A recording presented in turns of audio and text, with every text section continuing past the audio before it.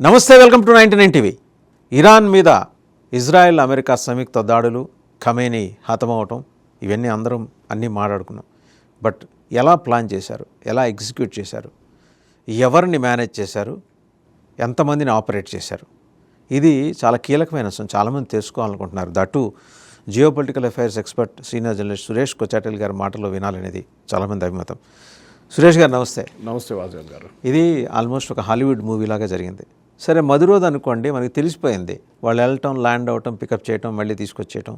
అది దట్టు అది ఒక లాటిన్ అమెరికన్ కంట్రీ, వాళ్ళకి ఆ జియోగ్రఫికల్ కండిషన్స్ మీద పరిపూర్ణమైన అవగాహన ఉంటుంది. వెరస్ ఇట్స్ డిఫరెంట్ బాల్ గేమ్ ఇక్కడికి వచ్చేప్పటికి, వెస్ట్ ఏషియాకి వచ్చేప్పటికి.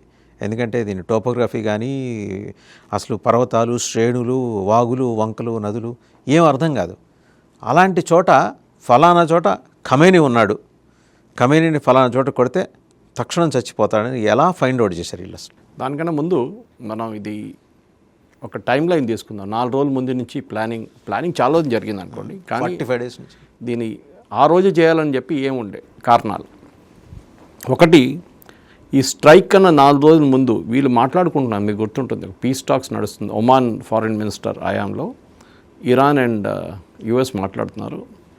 యుఎస్ వైపు నుంచి మనం చూసాం, ఈయన కుష్నర్ అండ్ విట్కాఫ్ వీళ్ళిద్దరు ఉన్నారు. అల్లుడు గారు మాట్లాడుతున్నారు. సో వీళ్ళతో మాట్లాడినప్పుడు జెనీవాలో మాట్లాడుతున్నారు కానీ ఎక్కడ ముందుకు వెళ్ళట్లేదు అది. సో స్టేట్ ఆఫ్ యూనియన్ అడ్రస్లో కూడా ట్రంప్ ఒక మాట చెప్పారు. ఇరాన్ ఇప్పుడు కూడా ముందుకు ఇంకా వాళ్ళ న్యూక్లియర్ అంబిషన్ తీసుకెళ్తున్నారు అని ఒక మాట చెప్పారు. అప్పుడు దాకా ట్రంప్ చాలా పాజిటివ్ ఉండే, అంతా బాగానే నడుస్తుంది, Iran will agree to it అని చెప్పారు. అంతా వాళ్ళు న్యూక్లియర్ ఆయుధాలను వాళ్ళు డెవలప్ చేయరు, యురేనియం ఎన్రిచ్మెంట్ బంద్ చేసేస్తారని చెప్పారనమాట. యుఎస్ ఇంటెలిజెన్స్ ఏజెన్సీ ఆ టైంలో మనం చూసాం, చాలా మటుకు సిఐఏ కానీ చాలా మటుకు వాళ్ళ ధర ఉన్న మిగతా ఇంక్లూడింగ్ ద ఇజ్రాయలీ మొసాడ్ వీళ్ళు ఏమన్నారంటే కాదు, వాళ్ళు ఆపట్లేదు, వాళ్ళ ఎన్రిచ్మెంట్ నడిపించుకుంటూ వెళ్తున్నారు. మనకందరూ తెలిసిందే రాజదేవన్ గారు, 30-40% ఎన్రిచ్మెంట్ ఉంటే మీరు ఒక న్యూక్లియర్ ప్లాంట్ నడిపించుకోవచ్చు యురేనియంతో. మన దగ్గర న్యూక్లియర్ ఫ్యూయల్ కాంప్లెక్స్ ఉంది ఇక్కడ హైదరాబాద్లో, చల్లపల్లిలో. వాళ్ళే మన దగ్గర న్యూక్లియర్ దాన్ని యురేనియంని ప్రాసెస్ చేసి ట్యూబ్స్లో వేస్తారు. దాని కల్పాకం కానీ మిగతా న్యూక్లియర్ ప్లాంట్స్ మన దేశంలోని కైగా కానీ మిగతా చోట్లంతా మనం పంపిస్తాం అన్నమాట. కానీ ఇక్కడ యురేనియం ప్రొడక్షన్ వీళ్ళు 60% దాకా తీసుకెళ్లారు ప్యూరిఫికేషన్ ప్రాసెస్లో. అది అమెరికాకి భయం ఉండే ముందు నుంచి. ఎందుకంటే ఒకసారి 60 క్రాస్ చేశారనుకోండి, ఆయుధం తయారు చేయడానికి యురేనియం కెపాసిటీ వచ్చేస్తుంది వాళ్ళకి. ఆ ప్యూరిటీ 70% ప్యూరిటీ వస్తే అయిపోయింది, కథ, ఏం చేయలేరు మీరు. అండ్ ఇరాన్ ఎంత అచీవ్ చేసింది ప్యూరిటీ? 60 దాకా వచ్చారు వాళ్ళు, 60 దాకా వచ్చారు. దానికన్నా ముందు ఎంత వెళ్ళారని తెలియదు ఎవరికి, ఎందుకంటే ఇన్స్పెక్షన్స్ లేదు కదా. మనకి ఎట్లా తెలుస్తుంది అంటే ఇన్స్పెక్షన్ ఉంటేనే తెలుస్తుంది, అక్కడ వెళ్ళి ఫిజికల్లీ చెక్ చేస్తుంది తెలుస్తుంది. ఐఏఏని రానియట్లేదు, ఇంటర్నేషనల్ అటామిక్ ఎనర్జీ అసోసియేషన్ వాళ్ళని రానియట్లేదు ఇరాన్ చాలా సంవత్సరాల నుంచి. దానికన్నా ముందు వాళ్ళు సీసీటీవీ కెమెరాలు పెట్టారు, మిగతా ఎక్విప్మెంట్స్ పెట్టారు. అక్కడ ఒక ఏం చెప్తారు, స్పైయింగ్ ఆపరేషన్ లాగా వాళ్ళు ఏం చేస్తే అది తెలిసిపోతుంది వీళ్ళకి, ఐఏఏకి. కానీ ఇరాన్ అది కూడా బంద్ చేసేసారు మొత్తం దుకాణంతా. ఏం చేస్తున్నారని వీళ్ళకి డౌట్ వచ్చింది అమెరికాకి. సో అదే ప్రెసిడెంట్ ట్రంప్ చెప్పారు, మాకున్న ఇన్ఫర్మేషన్ ప్రకారం వీళ్ళు ఏదో పెద్ద ప్లాన్ వేస్తున్నారు చేయడానికి అని చెప్పేసి. సో 2 రోజులు ఈ స్ట్రైక్ జరిగినాక, ఈ బాంబింగ్ జరిగే 2 రోజుల ముందు దాకా, Thursday afternoon almost approximately Kushner and Witkoff వీళ్ళు మాట్లాడుతున్నారు. జెనీవాలో ఏం బ్రేక్ త్రూ కాలేదు. ఇరానియన్ ఒఫీషియల్స్ ఈ సెకండ్ రౌండ్ టాక్స్లో కూడా వాళ్ళు చాలా హ్యాపీగా ఉన్నారు, అరే ఇది ఇంకా ముందుకు వెళ్తుంది. కానీ కుష్నర్ అండ్ విట్కాఫ్కి డౌట్ వచ్చింది, ఇది ఏం ఇంకా ముందుకు జరగట్లేదు. ఎందుకంటే ఖమేనీకి ఒక వరల్డ్ వ్యూ ఉంది, డెత్ టు ఇజ్రాయెల్ అంతే. ఈ 2 దేశాలతో అసలు డీల్ చేయకూడదు. అప్పుడు మీరు ఏం మాట్లాడతారు? మళ్ళీ మీరు ఎంత టాక్ చేసినా కానీ మీరు చేస్తున్న పని ఇంకోటి. నార్త్ కొరియా కూడా ఇట్లానే ఉంటుంది. నార్త్ కొరియా దగ్గర ఎందుకు వెళ్ళట్లేదు అమెరికా అంటే ఆల్రెడీ డెవలప్ చేసుకున్నారు, అది ఆ కేపబిలిటీ వాళ్ళ దగ్గర వచ్చేసింది. అఫ్కోర్స్ పాకిస్తాన్ సహాయంతో చేశారు అది. ఆ టైంలో పాకిస్తాన్ ఆపితే అక్కడ నార్త్ కొరియా కూడా ఉండకపోతుండే వాళ్ళ న్యూక్లియర్ వెపన్స్తో, దాన్ని ముట్టలేకపోతున్నారు. ఇప్పుడు ఒకసారి ఒక దేశానికి న్యూక్లియర్ కేపబిలిటీ వచ్చేస్తే వాళ్ళు వాడరు, న్యూక్లియర్ బాంబు ఎవరు వాడరు. ఇప్పుడు మీరు హిరోషిమా నాగాసాకి తర్వాత అందరికి తెలుసు దాని ఇంపాక్ట్ ఏముంటుందని. వాటర్ కానీ భయపడతారు, నా చేతిలో ఉంది చూడు, కొడతాను దీంతో అని చెప్పేసి. నార్త్ కొరియా కూడా అంతే. దానికోసం ప్రెసిడెంట్ ట్రంప్ కానీ ఏ ప్రెసిడెంట్ అయినా కానీ నార్త్ కొరియాని ముట్టరు, వాళ్ళని అట్లనే ఉంచుకుంటారు. మనం కూడా పాకిస్తాన్ వైపు వెళ్తున్నాడు, ఏమంటారు America, these are 2 nuclear powered nations అని. న్యూక్లియర్ పవర్డ్ నేషన్స్ ఉండొచ్చు, న్యూక్లియర్ పవర్ నేషన్స్ ఉండొచ్చు, కానీ రెస్పాన్సిబుల్ నేషన్స్ ఉండాలి. అంటే మీ దగ్గర చైన్ ఆఫ్ కమాండ్ ఉంటుంది న్యూక్లియర్కి. అది మీరు చూసుంటారు, ఈవెన్ ప్రెసిడెంట్ ట్రంప్ తిరుగుతున్నప్పుడు కానీ, ఈవెన్ ప్రైమ్ మినిస్టర్ తిరుగుతూ ఒక బ్రీఫ్ కేస్ తీసుకొని ఒక పక్కన ఉంటాడు. ఎప్పుడు చైన్ ఉంటుంది ఆ చేతికి, బ్రీఫ్ కేస్కి. ఎవడు తీసుకెళ్తే మొత్తం మనిషిని ఎత్తుకెళ్ళాలి. దాంట్లో న్యూక్లియర్ కోడ్స్ ఉంటుంది. ఆ న్యూక్లియర్ కోడ్స్ అంటే మన దగ్గర ఉన్న వెపన్స్ లాంచ్ చేయడానికి. ఇక మనకి పాకిస్తాన్ వైపు మనం ఒక ఒప్పందం పెట్టుకున్నాం, నో ఫస్ట్ యూస్ పాలసీ. అది వాజ్పేయి గారి టైంలో వచ్చింది. అది అంటే మనం ఫస్ట్ న్యూక్లియర్ వెపన్స్ వాడడం, అది చాలా తప్పది. ఎందుకంటే మన మీద ఒకసారి వాడిన తర్వాత మనం ఏం చేస్తాం, మళ్ళీ మనం ఏం చేయలేము, మనం ఉండవు. మనం ఏదైనా చేయడానికి చేయకపోవడానికి మనం ఉండాలి కదా. సో ఆ పాలసీ తర్వాత మార్చేశారు. ఇప్పుడు న్యూక్లియర్ నో ఫస్ట్ పాలసీ లేదు. మేము మాకు అనిపిస్తాం మా మీద థ్రెట్, మిమ్మల్ని కొడతాం మేము. ఎనీవే, ఇప్పుడు దీనికి దాడి ఇప్పుడు ఇజ్రాయెల్ ప్లాన్ చేశారు చూడండి. ఇది చాలా మట్టుకు ఒక సిఐఏ ఆపరేషన్ అండి వాసుదేవన్ గారు. సిఐఏ వాళ్ళు ఎగ్జాక్ట్ కోఆర్డినేట్స్ చెప్పారు ఇజ్రాయెల్కి, ఎక్కడుంటారు వీళ్ళు, ఏ రోజు ఉంటారో, ఎప్పుడు మీటింగ్ జరగబోతుంది. అంటే అంతా ఇంటర్నల్ వాళ్ళ దాంట్లో ఒక మనిషి, ఒకరు కాదు ఒకరికైనా ఎక్కువ మంది సిఐఏ పేరోల్లో ఉన్నారు, కొంతమంది మొసాడ్ పేరోల్లో ఉన్నారు. ఇరాన్లోనే. మీరు ఇస్మాయిల్ హనియాని చంపని చూసేటండి, నిద్రపోతున్న బెడ్రూమ్ కొట్టారు వాళ్ళు. ఓకే, సిన్వార్ని కొట్టారు చూసి, అది కూడా. సో వీళ్ళకి తెలుసు వీళ్ళు ఎక్కడ ఉంటారు, ఏ టైంకి ఉంటారు. కానీ మిస్క్యాల్కులేషన్ ఎక్కడ జరిగిందంటే వాసుదేవన్ గారు, వీళ్ళు క్యాల్కులేట్ చేసింది డే టైంలో మా మీద ఎవరు ఆక్రమించారు. అక్కడ పీస్ టాక్స్ నడుస్తుంది జెనీవాలో, ఒమాన్ వాళ్ళు ఉన్నారు, మాట్లాడుతున్నాం మేము, మా మీద ఈ టైంలో ఎవరు దాడి చేయరు. ఇది వీళ్ళ ఒక మిస్క్యాల్కులేషన్ అయిపోయింది ఇరాన్ది. ఇంకోటి ఏంటంటే అన్నిటికంటే పెద్ద స్టూపిడిటీ అంట మన ఇంగ్లీష్లో, అందరూ లీడర్లు ఒక ప్లేస్లో ఎప్పుడు అసెంబ్లీ కాకూడదు, లేకుంటే అంత సెక్యూర్గా ఉన్న ప్లేస్లో మీట్ కావాలి. ఇట్లాంటి సిచ్యువేషన్ మాట సార్ చాణక్య నీతిలో రాశాడు ఇది. ఎందుకంటే మీరు ఇట్లాంటి వార్ సిచ్యువేషన్లో ఎప్పుడో ఒక రోజు వార్ మొదలవుతుందని తెలిసిన తర్వాత కూడా గల్ఫ్ రీజన్లో 2 అమెరికన్ ఎయిర్క్రాఫ్ట్ క్యారియర్ కూర్చున్నారు అక్కడ, Gerald Ford and Abraham Lincoln. అది కాకుండా వార్షిప్స్ ఉన్నాయి, సబ్మెరీన్స్ ఉన్నాయి, అన్నీ ఉన్నప్పుడు మీరు ఒక మీటింగ్ పొద్దున టైంలో, అది కూడా ప్రెసిడెన్షియల్ కాంపౌండ్ ఎట్లా పెడతారు, వాళ్ళ ఫ్యామిలీ ఉండేది అక్కడే, ఈయన అక్కడ పెట్టి మీటింగ్, ఆల్మోస్ట్ 200 మంది వాళ్ళ సీనియర్ కమాండర్స్ అందరిని పిలిపించుకుంటే, ఎవడో ఒక ఇంటెలిజెన్స్ ఏజెన్సీకి తెలిసిపోయి ఉంటుంది, either Mossad are CIA. Exact టైంకి ఇజ్రాయెల్కి అది ఒక రోజు ముందే ఇన్ఫర్మేషన్ వచ్చేస్తుంది, వాళ్ళు అన్నీ రెడీ చేసుకున్నారు. 200 ఎయిర్క్రాఫ్ట్తో వచ్చారు వాళ్ళు. వచ్చే ముందు అమెరికా ఏం చేశారంటే, వాళ్ళ గేమ్ ఇంకో గేమ్ ఉంది. వాళ్ళేమన్నారు ఇజ్రాయెల్తోని, మేము ఇరానియన్ లీడర్షిప్ని కొట్టాం, మాకు ప్రాబ్లమ్స్ ఉన్నాయి గల్ఫ్లో, Saudi Arabia, Oman, Bahrain, Qatar, Kuwait, Qatar, UAE, వీళ్ళందరితో మాకు ప్రాబ్లం ఉంటుంది రేపు. ఆల్రెడీ సౌదీ అరేబియా చెప్పేశారు, ఖతార్ కూడా చెప్పారు, మిగతా వాళ్ళందరూ చెప్పారు, మా దగ్గర ఉన్న బేస్ నుంచి మీరు ఎయిర్క్రాఫ్ట్ మూవ్ చేయకూడదు, మీరు ఇరానియన్ లీడర్షిప్ మీద చేయబోయే బాంబింగ్ మా దగ్గర నుంచి ఎయిర్క్రాఫ్ట్ యూజ్ చేయకూడదు, మీరు మీ వైట్ నుంచి తెచ్చుకోండి, మీరు ఏమైనా చేసుకోండి మాకు తెలియదు, మా ఎయిర్ స్పేస్ వాడకూడదు. మరి ఎట్లా బాంబ్ చేస్తారండి?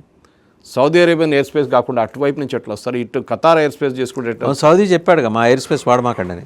Yes, that is the problem. ఎందుకు? వాళ్ళకు సింపతి ఉంది ఇరానియన్ లీడర్స్, వాళ్ళకి తెలిసి ఏంటంటే వాళ్ళ దగ్గర కూడా కొంతమంది షియా పాపులేషన్ ఉన్నారు. షియా వాళ్ళు ఉన్నప్పుడు ఎవడో ఇప్పుడు రేపు సూసైడ్ బాంబింగ్ చేసుకోవచ్చు, ఆ భయం వాళ్ళకి ఉంది. 10 మంది ఉంటే చాలు కదా, చేసుకోవచ్చు. ఇదొక ప్రాబ్లం. మన దగ్గర చూసాం, మనం హైదరాబాద్లో ప్రొటెస్టు, చెన్నైలో ప్రొటెస్టు, కాశ్మీర్లో అయితే మనం we can agree, Kashmir all Kargil వైపు మొత్తం షియా ముస్లిమ్స్ ఉన్నారు. కానీ ఇక్కడ వీళ్ళేమన్నారు, ఇజ్రాయెల్ దగ్గర మేము మీకు మొత్తం ఇన్ఫర్మేషన్తో సాగిస్తాం, ఎగ్జాక్ట్ టు ద సెకండ్ మీరు అందరిని రెడీ పెట్టుకోండి. ఎందుకంటే 3000 కిలోమీటర్లు ట్రావెల్ చేయాలంటే 2 సార్లు రీఫ్యూల్ చేయాల్సి వస్తుంది ఎయిర్క్రాఫ్ట్ని. 200 aircraft flying in combination. Okay, ఎక్కడ కొట్టాలి, ఏది కొట్టాలి, అది కూడా పొద్దున పూట ఎప్పుడైనా మనకి ఒక ఎయిర్క్రాఫ్ట్ పార్లెన్స్ తెలిసి చాలా పెద్ద రిస్క్ వాసుదేవన్ గారు. పొద్దున పూట ఎప్పుడు బాంబింగ్ జరగదు, ఎందుకంటే ఎయిర్క్రాఫ్ట్ స్పాట్ చేసుకోవచ్చు మీరు స్కైలో ఈజీగా. రాత్రిపూట చాలా డిఫికల్ట్ అది. సో ఈ అమెరికన్ ఎయిర్క్రాఫ్ట్ క్యారియర్ నుంచి అక్కడున్న సైబర్ ఎక్స్పర్ట్స్ ఏం చేశారంటే ఫస్ట్ వీళ్ళ రాడార్ సిస్టమ్ని కరప్ట్ చేసి పడేశారు. సైబర్ వార్ఫేర్ చేశారు వాళ్ళు. ఇరాన్ రాడార్ సిస్టమ్ అది మోస్ట్లీ రష్యన్ సిస్టమ్స్ ఉన్నాయి వాళ్ళ దగ్గర. దాన్ని మొత్తం కరప్ట్ చేసి పడేశారు. దీనికన్నా ముందు 11 Day వార్ ఒకటి జరిగింది చూడండి, ఒక కొన్ని 6 నెలల మొదలు 20. అప్పుడు దాంట్లో వీళ్ళు S-300 ఉండే వాళ్ళ దగ్గర ఆ టైంలో, ఇరాన్ దగ్గర. S-300 అంటే మన S-400 కన్నా ఒక వర్షన్ తక్కువ, లోవర్ వర్షన్. వీళ్ళ కరెక్ట్ వాడుకోలేకపోయారు, దాన్ని ధ్వంసం చేశారు ఇజ్రాయెల్ కంప్లీట్గా. ఓకే, సో వాళ్ళ దగ్గర డిఫెన్సివ్ సిస్టమ్ చాలా తక్కువ ఉండే, ఎందుకంటే ఎవరు అమ్మరు, యుఎస్ కంపెనీస్ అయితే అమ్మరు. కొనాలంటే చైనా దగ్గర నుంచో రష్యా దగ్గర నుంచి కొనుక్కోవాల్సి వస్తుంది. చైనీస్ సిస్టమ్ మనకు తెలుసు, ఆపరేషన్ సింధుబోల్ ఎంత బాగా పనిచేస్తుందని. పాకిస్తాన్ మొత్తం కంప్లీట్ కన్ఫ్యూజ్ అయిపోయారు, ఏం జరుగుతుందో వాళ్ళకే అర్థం కాలేదు మన వాళ్ళు అటాక్ చేసినప్పుడు. బట్ వాళ్ళ దగ్గర ఉన్న S-300 కూడా మళ్ళీ చైనాదే కదా అది. S-300 రష్యా దగ్గర, రష్యాదే. S-400 S-300 అంతా రష్యన్ ఆర్మ్స్ అనమాట. ఈ పరిస్థితుల్లో వీళ్ళేం చేశారంటే ఈ బాంబింగ్ నేను చెప్పాను చూడండి, ఇది డిసైడ్ చేశారు, ఓకే వీ విల్ బాంబ్ నా. దానికి చాలా మటుకు ఇంటెలిజెన్స్ CIA దగ్గర నుంచి వచ్చింది. నేను చెప్పాను చూడండి, CIA వాళ్ళు పిన్ పాయింట్ ఈ టైంకి ఇక్కడ ఉంటారు. సో అమెరికా ఏం చేశారు, మొత్తం సైబర్ వార్ఫేర్ పెట్టి వీళ్ళ రాడార్ సిస్టమ్స్ని కంప్లీట్ కరప్ట్ చేశారు. అది కాకుండా రాడార్ సిస్టమ్స్ని కొట్టడానికి టామాహాక్ మిసైల్స్ వాడారు. ఎక్కడ? సబ్మెరీన్స్ నుంచి. అప్పుడు technically they are not using, aircraft is not using the space. అంతే కదా. నీళ్ళ వైపు నుంచి కొట్టారు, వాటర్ వైపు నుంచి వచ్చింది అనమాట, సీ నుంచి వచ్చింది. వార్ రూల్ ఏంటి, ఎయిర్ వార్ఫేర్ నడవటానికి లేదు, సో నీళ్ళ నుంచి కొట్టారు. ఇంకోటి ఏం చేశారంటే వీళ్ళు ఒక 30 డ్రోన్లు లాంచ్ చేశారు ఇరాన్ వైపు. దాన్ని డిస్గైజ్ చేసి మనం ఆపరేషన్ సింధూర్లో చేసాం అదే పని, ఒక ఎయిర్క్రాఫ్ట్ లాగా చూపించారు దాని కేపబిలిటీ. ప్రతి డ్రోన్కో ప్రతి ఎయిర్క్రాఫ్ట్కో ఒక సిగ్నల్ ఉంటుంది, దాన్నే రాడార్ పట్టుకుంటారు. రాడార్ దాన్ని అనలైజ్ చేసి ఇది F-16, ఇది F-35, ఇది సుఖోయా, ఇది జాగ్వారా, లేకుంటే ఇది రఫాలా అని చెప్తున్నారు. రఫాల్ ఏ ఎయిర్క్రాఫ్ట్ అంటే క్లియర్గా ఐడెంటిఫై చేస్తారు దాంతో సిగ్నల్స్తో. వీళ్ళేం చేశారు, ఒక 35 డ్రోన్లు లాంచ్ చేశారు అమెరికా. ఇజ్రాయెల్ ఇక్కడ నుంచి వస్తుంది, ఇటువైపు నుంచి 35 డ్రోన్లు పంపించారు. ఇరాన్ ఏమనుకున్నారంటే 35 ఎయిర్క్రాఫ్ట్ మన వైపు వస్తుంది అని చెప్పి వీళ్ళ యాంటీ ఎయిర్క్రాఫ్ట్ గన్స్ అంతా ఓపెన్ అప్ చేసేసారు. Moment anti aircraft guns open up చేసినప్పుడు మీ పొజిషన్ ఎక్స్పోజ్ అయిపోతుంది, రాడార్లో మీకు కనిపిస్తారు. వీళ్ళేం చేశారు, నెక్స్ట్ రౌండ్ ఆఫ్ టామాహాక్ పంపించారు మిసైల్స్. ఆ రాడార్ని మొత్తం కొట్టుపడేశారు.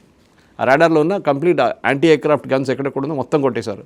అదే టైంలో ఇజ్రాయెల్ ఎంటర్ అయ్యారు, ఇజ్రాయెల్ ఎయిర్క్రాఫ్ట్ వచ్చి కొట్టేశారు. అది ఆ ఫోటోలు వీడియోలు కూడా మీరు చూసుంటారు, వాళ్ళు రిలీజ్ చేశారు, వాళ్ళు కంప్లీట్గా ధ్వంసం చేశారు. దానికోసం మీరు చూడండి అనౌన్స్మెంట్ ఎక్కడి నుంచి వచ్చింది. First Israeli prime minister Netanyahu announce చేశారు. ఒక హాఫ్ అన్ అవర్ తర్వాత ట్రంప్ చెప్పారు దట్ ఖమ్నే ఈజ్ డెడ్ అని చెప్పేసి. ఫస్ట్ వీళ్ళు డినై చేశారు, కానీ అందరు తెలుసు దట్ న్యూస్ వాస్ కరెక్ట్. నాకు ఇప్పుడు కూడా గుర్తుంది, అది పొద్దున్న 3:30కో 4 గంటలకు నేను లేచి కూర్చున్నప్పుడు నాకు తెలిసింది, అప్పుడే పోస్ట్ చేశాను దాని గురించి. నాకు కూడా డౌట్ ఉండే, ఎందుకంటే అంత ఈజీ కాదు ఈయన కొట్టడానికి. ఇది వెరీ వెల్ ప్రొటెక్టెడ్ మంచి ఖమ్నే, కానీ ఆయనకు తెలుసు నన్ను చంపుతారు ఏదో ఒక రోజు అని చెప్పేసి. దానికి మెంటలీగా ప్రిపేర్డ్ ఉన్నారు. సక్సెషన్ ప్లాన్ కూడా పెట్టుకున్నారు. వాళ్ళ దగ్గర సక్సెషన్ ప్లాన్ ఏంటంటే ఒక 3 మెంబర్ కమిటీ ఉంటుంది, వాళ్ళ ప్రెసిడెంట్ ఇంకా 2 ఉంటారు, ఒక రిలీజియస్ క్లరిక్ ఉంటారు, ఇప్పుడు ఆయన కొడుకే దాంట్లో.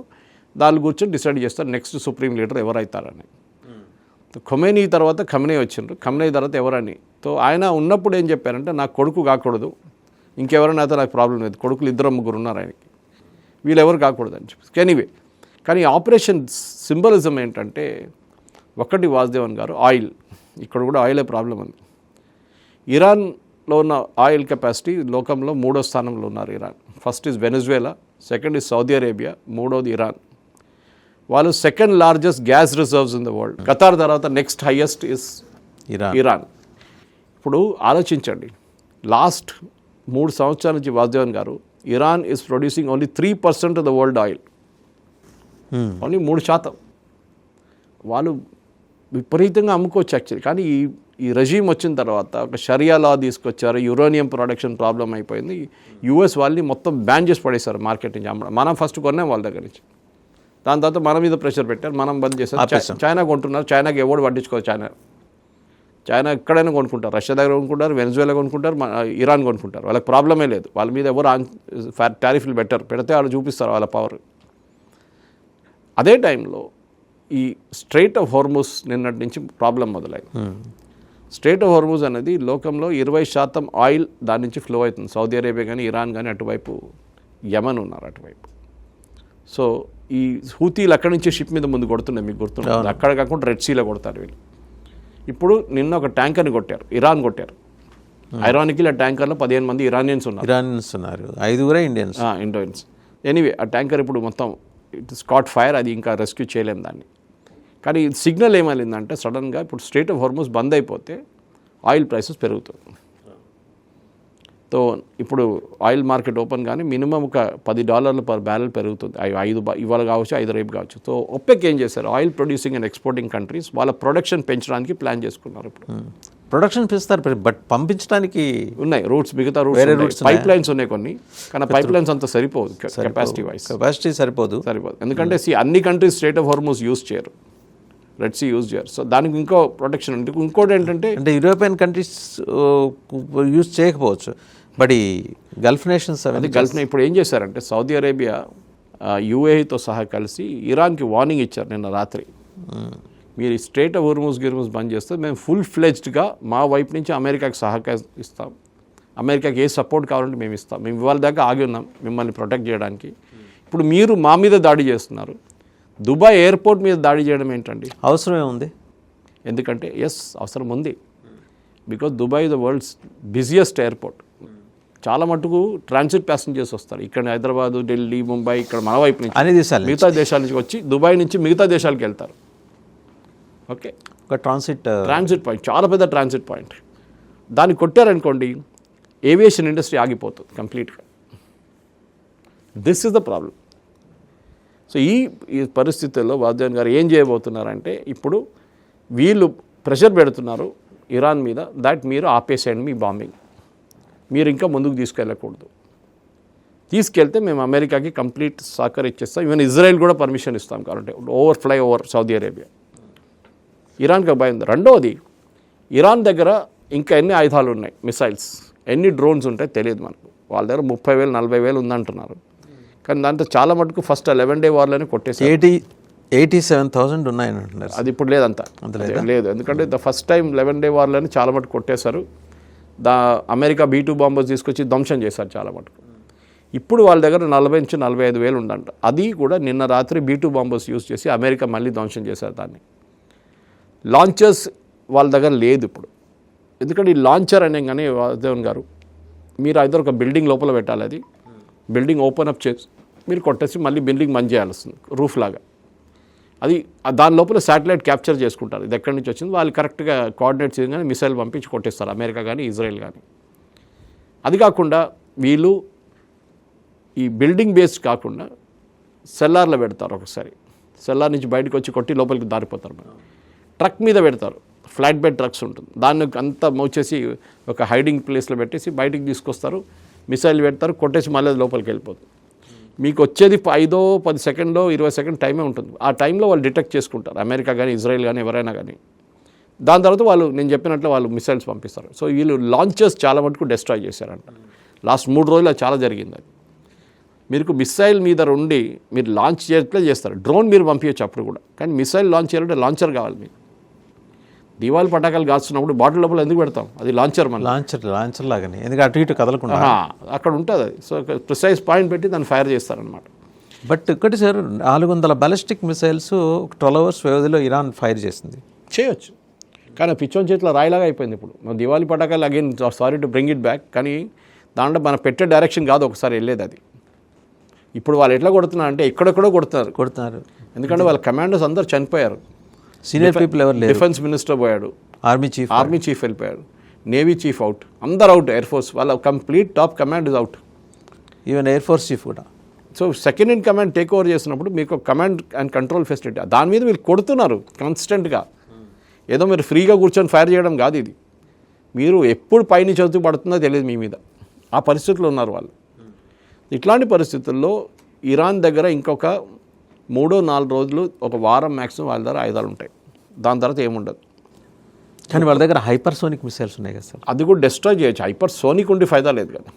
దట్ ఈస్ 2 మార్క్ అంటే double the mark of sound వస్తుంది. అది Mark 2 అది వాడచ్చు. కానీ మీరు టెలవీ మీద కొట్టారు, నేను జెరూసలేం కొట్టే మొత్తం భవనాలు నేలమట్టం. సో అది ఒక్కొక్క 2 మిసైల్స్ మిస్ అయిపోతుంది ఎప్పుడు. అది ఏం చేయలేం మనం. అది ఎంత పెద్ద ఐరన్ డోమ్ ఉన్నా కానీ, డేవిడ్ స్లింగ్ ఉన్నా కానీ, పేట్రియట్ ఉన్నా కానీ అంత మొత్తం ఆపలేం దాన్ని. ఈవెన్ మనం దుబాయ్లో చూసాం, వాళ్ళ దగ్గర ఇంత మంచి ఫెసిలిటీ ఉండి వాళ్ళు ఆపలేకపోయారు. సో డ్రోన్ టెక్నాలజీ ఒకటి, మిసైల్ టెక్నాలజీ వేరొకటి. ఓకే, కానీ ఇప్పుడు టార్గెట్ ఏంటంటే ఇజ్రాయెల్ కానీ యూఎస్ కానీ వీళ్ళ దగ్గర ఉన్న ఆయుధాలను మొత్తం ధ్వంసం చేసేయాలి. They should not have capacity to fire anything. కానీ మీరు లెబనాన్లో చూసుంటారు, లెబనాన్ నుంచి కూడా మొదలైనవి గొడవ. అవును, లెబనాన్ని ఇంత చేసిన తర్వాత కూడా ఇజ్రాయెల్ వాళ్ళు కొట్టి వాళ్ళని నాశనం చేశారు. వాళ్ళని లెబనాన్ అని కాదు, we should talk about Hezbollah. Lebanon is a country, దాంట్లో టెర్రరిస్ట్ గ్రూప్ వచ్చి కూర్చున్నారు హెజ్బుల్లా. ఇటువైపు Gaza which is a country, Palestine country, అక్కడ హమాస్ వచ్చి కూర్చున్నారు. అక్కడ యమన్ విచ్ ఇస్ అక్కడ హూతీలు వచ్చి కూర్చున్నారు. ఇరానే కదా ఫండింగ్ అంతా 3 హెచ్లే కదా, హూతీలు, హెజ్బుల్లా, హమాస్. డబ్బులు ఇచ్చేది ఇరాన్, ఆయుధాలు ఇచ్చేది ఇరాన్ ఉండేవాళ్ళు. వాళ్ళ ప్రాక్సీస్, ఇరాన్ ప్రాక్సీస్ వీళ్ళంతా. కానీ ఇప్పుడు ఈ పరిస్థితుల్లో ఇరాన్కి వాళ్ళ మీద ఇప్పుడు కంట్రోల్ ఏం లేదు. ఎందుకంటే ఆయుధాలు మూవ్ కూడా చేయలేకపోతున్నారు వీళ్ళు, డబ్బులు పంపించలేకపోతున్నారు. ఇరానియన్ టీం మీకు గుర్తుంటుంది, 1 సంవత్సరం ముందు అక్కడ వచ్చి నస్రుల్లాతో మీట్ అయినప్పుడు బాంబు పెట్టారు వీళ్ళు. కరెక్ట్గా, అది కూడా వీళ్ళ ఎంబసీలో. నస్రుల్లా టీంతో మీట్ అయినప్పుడు వీళ్ళ ఎంబసీ పక్కన ఒక బిల్డింగ్ బాంబు చేశారు ఇజ్రాయెల్. పెద్ద ఇన్సిడెంట్ అయింది, డిప్లొమాటిక్. అది మా ఎంబసీని కొట్టారు, అది ఇది అని చెప్పి చాలా గొడవ చేశారు అప్పుడు. కానీ ఇప్పుడైతే ఏంటంటే అమెరికాకి దీని హిస్టరీ తెలియాలంటే వాసుదేవన్ గారు 70s మేదేవ్ అని చెప్పి వీళ్ళ దగ్గర ఒక ప్రెసిడెంట్ ఉండే, మహోదేవ్. ఆయన ప్రెసిడెంట్గా ఉన్నప్పుడు బాగానే ఉండే, ఇరాన్ బాగా నడుస్తుండే. They had a proper policy, అన్నీ ఉండే. ఆయన ఏం చేశాడంటే అప్పుడు ఈ ఆయిల్ అంతా వచ్చింది బయటికి, ప్రాస్పెక్ట్ చేయడంలో వాళ్ళ దగ్గర డబ్బులు లేవు. ఆ టైంలో వీళ్ళందరూ పేదోళ్ళు, Saudi Arabia like that. So ఏం చేశారంటే వీళ్ళు అమెరికన్ కంపెనీని, బ్రిటిష్ కంపెనీ తెచ్చుకుంటుండే. ఇరాన్ ఏం చేస్తారంటే కొంతమంది అమెరికన్, బ్రిటిష్ కంపెనీస్ తెచ్చుకున్న, మెయిన్లీ బ్రిటిష్ వాళ్ళు ఆయిల్ ప్రాస్పెక్ట్ చేస్తారు. షెవ్రాన్ మన ఈలాగా బ్రిటిష్ ఆయిల్ లాగా, బీపీ, ఓకే, షెల్, వీళ్ళందరూ ఉన్నారు. వాళ్ళు ఆయిల్ ప్రాస్పెక్ట్ చేసి ఆయిల్ తీసుకున్నారు. వాళ్ళు తీసుకెళ్ళడం మొదలుపెట్టారు బయటికి. అప్పుడు ఇరాన్ వాళ్ళు అడిగారంట, మాకేమైంది, మాది రాయల్టీ అని ఉండాలి కదా, మాకేదైనా మాది మీకేం లేదు అని చెప్పేసి వీళ్ళు చాలా అరగెంట్గా బిహేవ్ చేశారు ఈ కంపెనీలు. దాని తర్వాతనే ఈ ప్రెసిడెంట్ కొంచెం అగ్రెసివ్ అయినప్పుడు ఆయన్ని రాత్రి మాయం చేశారు. కొత్త ఆయన తీసుకొచ్చి పెట్టారు, which is Reza Pahlavi, Shah of Iran. Shah of Iran was అందరికి తెలుసు అమెరికా ప్రోడక్ట్, అమెరికా బొమ్మ తీసుకొచ్చి అక్కడ కూర్చోబెట్టారు. డ్యాన్స్ చేయాలంటే డ్యాన్స్ చేస్తుండే షాఫిర్. సరే, ఆయన చాలా మటుకు మోడర్నైజ్ చేశారు, ఆయిల్ ఇండస్ట్రీని కూడా మోడర్నైజ్ చేశారు, అంత కరెక్టే. కానీ ఆయన వ్యతిరేకంగా ఎవరైనా ఉంటే వాళ్ళని జైలు వేసి చంపడం ఆయన స్పెషాలిటీ. ఇది జరిగింది కూడా చాలా మటుకు. అక్కడున్న ప్రజలకి కోపం వచ్చేసింది, లక్షలాది మందిని గాయబ్ చేసేసారు. అంటే ఉంటారు జైళ్ళలో, కానీ చాలామంది పారిపోయారు ఇరాన్ నుంచి, లక్షలాది మంది. 5,000-6,000 మంది ఒక టైంలో జైల్లో ఉంటుండే. వాళ్ళ మీద టార్చర్ చేయడం అది ఇది అని అక్కడ ఉన్న ప్రజలకు కోపం వచ్చింది. అదే టైంలో ఈ ఆయిల్ కంపెనీస్ మొత్తం ఆయిల్ ఎత్తుకపోతున్నారు, ఏమి ఇవ్వకుండా ఇరాన్కి. ఈ కోపమే, ప్రజల్లో ఉన్న కోపమే బయటకు వచ్చింది. దాన్ని ఎక్స్ప్లాయిట్ ఎవరు చేశారంటే ఖొమేనీ. ఆయన ఒక రిలీజియస్ లీడర్ ఉండే, ప్రీచర్ ఉండే.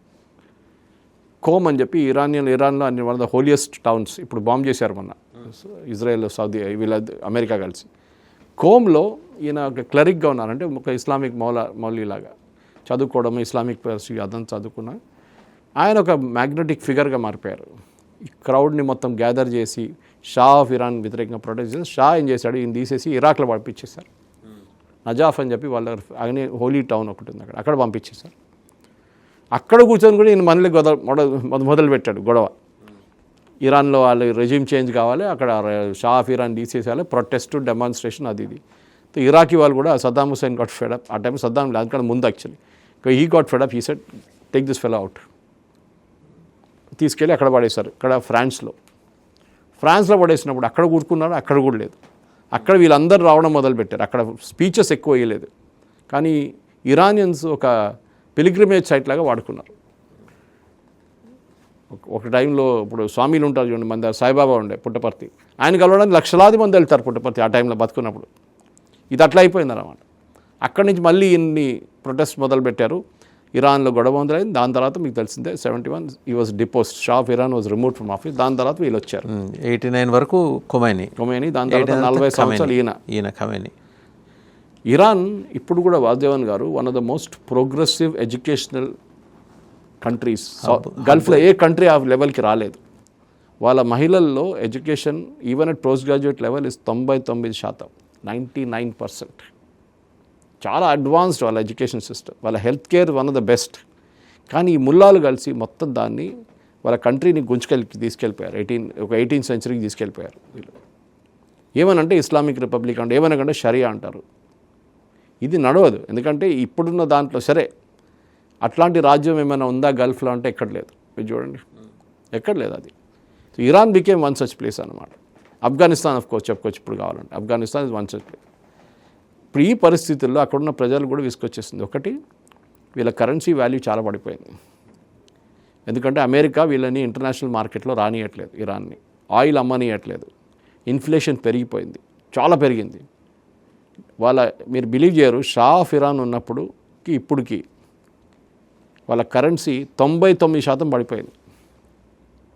అప్పటికి అంటే ఒక 50 years స్పాన్ వేసుకోవచ్చు మనం. సో మీ దగ్గర వాళ్ళ దగ్గర 100 వాళ్ళ కరెన్సీ ఉంటే అది ఇప్పుడు 1 అయిపోయింది. మన దగ్గర ఆలోచించండి, భారతదేశంలో జరిగితే 100 రూపాయలు ఉన్న మనిషి దగ్గర ఇప్పుడు ఆ 100 రూపాయలకి 1 రూపాయి విలువ ఉంది. అక్కడ ప్రజలకి కోపం వచ్చేసింది. ఇప్పుడు దానికోసం ఫస్ట్ అక్కడ ప్రొటెస్ట్, ఇప్పుడు రీసెంట్ జరిగిన ప్రొటెస్ట్ మీరు చూసుంటారు, చాలామంది చనిపోయారు, 600 మంది. దాంట్లో మొదలైంది ఎక్కడ, బాజారీస్ అంటారు వాళ్ళు. దాంట్లో మర్చెంట్స్, మనం యూజ్ చేసేవాడే బాజారీస్, వాళ్ళు మొదలుపెట్టారు. వాళ్ళంటే మాకు ఏం అమ్మలేకపోతున్నాం, ప్రజల దగ్గర డబ్బులు లేవు, ఉన్న డబ్బులకి విలువ లేదు, మేమేం చేయాలి, మా సరుకులు ఎట్లా అమ్ముకోవాలి మేము. అది పెద్ద అక్కడే మొదలైంది ఈ ప్రొటెస్ట్ అంతా. దాంట్లో ఆల్మోస్ట్ 506 మంది చనిపోయారు. ట్రంప్ ఏమో పెద్ద స్టేట్మెంట్ ఇచ్చారు ఆ టైంలో, help is on the way అని ఆయన ఇన్ని రోజులు వెయిట్ చేస్తారు సొంత ప్లాట్ఫామ్ మీద. దాదాపు 2000 మంది చనిపోయారు సార్. ఇప్పుడు ప్రాబ్లం ఏంటండి వాసుదేవన్ గారు, ఒకటి ఎవరు రీప్లేస్ చేస్తారు వీళ్ళని, that's going major issue. Who will replace? మీకు ఒక రెడీమేడ్ లీడర్ ఉండాలి, లేకుంటే వాళ్ళ దాంట్ నుంచి ఒక లీడర్ వచ్చాలి. వెనజువేలా ఎగ్జాంపుల్ తీసుకుంది, మదూరోని తీసేశారు అక్కడి నుంచి, కరెక్ట్. కానీ అక్కడ ఒక వైస్ ప్రెసిడెంట్ ఉండే, ఒక లీడర్ ఉన్నారు కదా, and she was ready to take over. Next best bargain అంటారు దాన్ని. 100% సొల్యూషన్ కాదు. వీళ్ళ నడిమిటి నుంచి ఒక లీడర్ వచ్చి, నేను టేక్ ఓవర్ చేస్తున్నాను, మా ప్రజల దగ్గర అందుగా శాంతిగా ఉండమంటే, అమెరికాతో మీకు గొడవ లేదు, మాకు ఇజ్రాయెల్తో గొడవ లేదండి, గివ్ మీ సమ్ టైం, నేను మొత్తం సెటిల్ చేస్తాను అని చెప్పే ఒక మనిషి కావాలి ఇప్పుడు. అది అక్కడ లేరు. వీళ్ళేమో బయట నుంచి షా ఆఫ్ ఇరాన్ కొడుకుని తీసుకొస్తున్నాడు. ఆయనేమో 40, 50, 60 సంవత్సరాల నుంచి బయట ఉన్నాడు, ఆయనకేం తెలుసు ఇరాన్ గురించి. అక్కడ ఉన్న ఎవరైనా లీడర్ని ఇప్పుడు, కానీ అదే ప్రాబ్లం. సద్దాం హుసేన్ వీళ్ళు ఇంత ఇంట్రెస్ట్తో full weapons of mass destruction అని చెప్పి మొత్తం పెద్ద యుద్ధం నడిపించి అమెరికా బ్రిటన్ కలిసి ధ్వంసం చేశారు ఆయన్ని. అక్కడ ఏం జరిగిందని దాని తర్వాత సివిల్ వార్ బ్రేక్అవుట్ అయింది, వాళ్ళు కొట్టుకున్నారు. ఆఫ్ఘనిస్తాన్ అంతే సంగతి, Syria same thing happy, Vietnam, Libya same thing happy. ఎక్కడ వీళ్ళు ఒక సెకండ్ రంగ్ లీడర్ని తీసుకురాలేకపోయారు. సిరియాలో లాస్ట్ ఒక టెర్రరిస్ట్ని, అల్ఖైదా టెర్రరిస్ట్ని తీసుకొని ప్రెసిడెంట్ చేశారు. మీకు గుర్తుంటుంది, వచ్చాడు కదా ప్రెసిడెంట్తో కలిసి డిన్నర్ కూడా చేశారు. 10 million అంత రివార్డ్ కూడా ఉండే, $10 million. ఆయన తీసుకొని యూఎస్ ప్రెసిడెంట్ వైట్ హౌస్ పిలిపించారు. ఆ పరిస్థితికి వచ్చేసారు వీళ్ళు. రెజీమ్ చేంజ్ ఇప్పుడు ట్రంప్ క్లియర్గా అంటున్నాడు, it is not about anything else, nuclear అంతా పక్కన పెట్టండి, we want a regime change. అంటే అక్కడున్న గవర్నమెంట్ని తీసేసారు. He wants to bring in a puppet ఎక్కడున్నాడు? అక్కడ ఉన్నాడు కదా ఇప్పుడు ఆయన దగ్గర, షా జూనియర్ షా. ఆయన పట్టించుకోరు ఎవరు, వాళ్ళు అగ్రీ చేయట్లేదు లోకల్స్. ఇంకా షా మీద ఎప్పుడు కూడా కోపం ఉంది, ఆయన చేసే అత్యాచారాలు ఇప్పుడు కూడా అక్కడ కోపం ఉంది. అంటే జూనియర్ షా వాళ్ళ ఫాదర్ లాగానే కదా ఆయన కూడా. సో జూనియర్ షాకి గ్రౌండ్ కనెక్షన్ లేదు. మీరు అక్కడ ఉండి పనిచేసి 30 సంవత్సరాలు మీరు పోరాడితే మీకు రెస్పెక్ట్ ఉంటుండే. 7 ఏళ్ళప్పుడు దేశం విడిచిపెట్టలేడు, అవగాహన ఏముంటుంది, ఇంకా దేశం మీద ఏముంటుంది ఏం తెలియదు. సో వేరస్ మీరు వెనజువేలాలో చూశారు, మార్పు చూశారు. సిరియాలో కూడా ఈ వాజ్ దేర్ యాక్చువల్లీ, ఆయన ఉన్నాడు టెర్రరిస్ట్, ఓకే వీల్ అగ్రీ, ఆయన అల్ఖైదా టెర్రరిస్ట్ అని. కానీ ఆ దేశంలో ఒక దేశానికి ఒక ప్రెసిడెంట్ ఉన్నాడు. ఇప్పుడు ఏం చేస్తారు చెప్పండి? The problem is this. No America కూడా ఇదే డైలమా. సరే మీరు వాళ్ళ న్యూక్లియర్ అంబిషన్స్ని డెస్ట్రాయ్ చేశారు, వాళ్ళ మిసైల్స్ని డెస్ట్రాయ్ చేశారు, వాళ్ళ ప్రెసిడెంట్ని చంపారు, వాళ్ళ టాప్ కమాండర్స్ అందరిని తీసేశారు. What next? ఎక్కడ ఆగుతుంది ఇది? ఇప్పుడు ఈ పిచ్చిగా మిసైల్స్ ఇవన్నీ ప్రయోగిస్తున్న వాళ్ళు ఎవరు సార్? అంటే వాళ్ళ స్థాయి ఏంటి? ఇప్పుడు సెకండ్ ర్యాంక్ వరకు లేపేశారు. వాసుదేవన్ గారు రేపు 48 మందిని లేపేశారు. మల్లోజీ వేణుగోపాలు వీళ్ళందరినీ టాప్ లెవెల్ లీడర్షిప్ని అందరినీ మన సరెండర్ అయిన తిరుపతి వీళ్ళందరూ సరెండర్ అయిన తర్వాత కింద స్థాయిలో ఉన్న నక్సలైట్స్ ఏం చేస్తారు? ఏం చేయలేరు. ఒకటి సరెండర్ కావాలి, లేకుంటే చేతిలో ఉన్న తుపాకీ తీసుకొని అక్కడిక్కడ కొట్టాలి. Either way out. అదే ఎన్కౌంటర్లో ఫినిష్ చేస్తారు, లేకుంటే సరెండర్ అయ్యి వచ్చి ఇట్లా కూర్చోవాల్సిందే.